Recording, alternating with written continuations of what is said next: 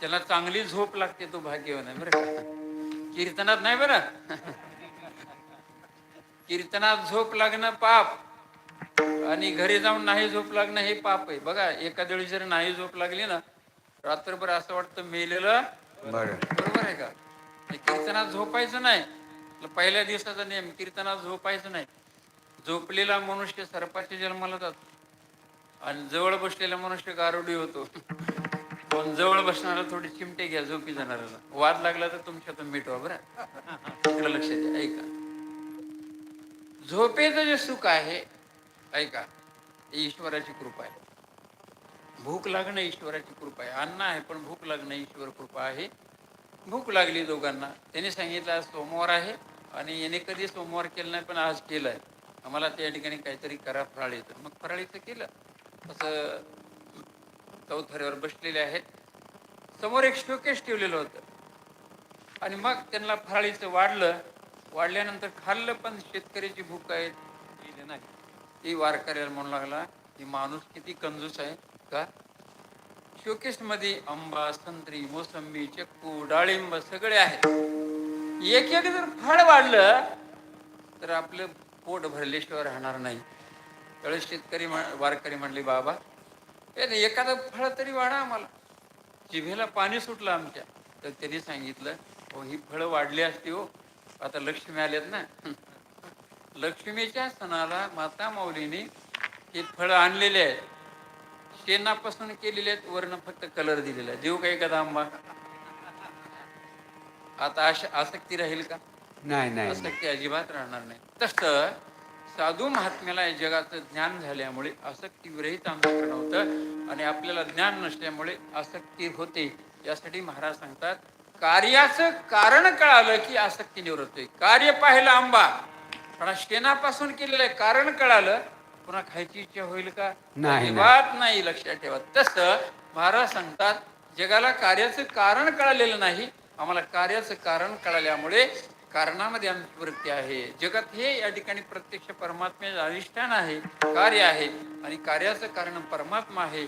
आणि म्हणून हे भगवान पांडुरंगा आम्हाला या ठिकाणी नश्वर पद किंवा या ठिकाणी माईक पदार्थावर आमच्या अंतःकरणाची वृत्ती नको आहे. फक्त एकच कार तेथे माझी हरी वृत्ती राहो. तेथे म्हणजे समचरण समदृष्टी विटेवरी साजिरी. चार लक्षणाने युक्त असलेल्या पांडुरंगाच्या चरणावर आमची वृत्ती राहावी. आपण सुद्धा हेच करायचे. हे भगवान पांडुरंगा 7 दिवस तरी आमच्या अंतःकरणाची वृत्ती नामसप्ताहामध्ये राहावी ही प्रार्थना करण्यासाठी आपण घेतलेली झाली. शिवा माऊली दादांच्या चरणावर समर्पित करू. जे योग्य आहे ते माऊलींचं आहे. माऊलीचे घरी नित्य अन्नदान तृप्त होय संपूर्ण विश्वदेव.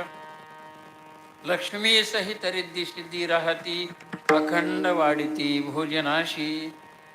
विश्वातील देव चाकरवाडी येती अखंड बैसती माऊली पंगती.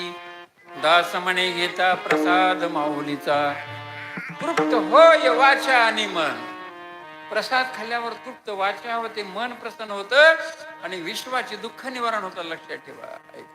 आळंदीची माऊली पिंपरी प्रकट झाली समाधिस्थ झाली चाकरवाडी. 700 वर्षापूर्वी आपण नव्हता समाधी सोहळ्याला पण माऊलींच्या समाधी सोहळ्याचं पाहून आपलं पारणं पिकलं. लक्षात ठेवा. असं विश्वाची उत्तरेश्वराचे अवतार माऊली दादा संत थोर. चला जाऊ चाकरवाडीला संत जनाच्या माहेराला. बाळनाथ बाबा वस्ती तेथे दर्शन घेता मोक्षप्रात. माऊली दादांची चरणी दास म्हणे आलो शरण. ज्ञानाची तव मूर्ती दयेचा सागर. माऊली संत उदार चाकरवाडी. ज्ञानाची मूर्ती प्रत्यक्ष ज्ञानच मूर्त रूपाने अवतीर्ण झालं माऊलींच्या स्वरूपामध्ये. दयेचा सागर. दया किती आहे लक्षात ठेवा. दया करणे जी पुत्राशी तीच दासा निदाशी. जेवढं मुलावर प्रेम नाही तेवढं आपल्या सर्वावर केलं. लक्षात ठेवा. एवढं माय माऊली आहे आणि या माऊलींची सेवा तुम्हाला एवढी घडलेली आहे. एका जन्मातलं नाही. तिळ तिळ पुण्य साच्या पडे. तिळ तिळ तिळ शुद्ध पुण्य तुम्ही एकत्र केलं या जन्मातलं नाही अनंत जन्मातलं.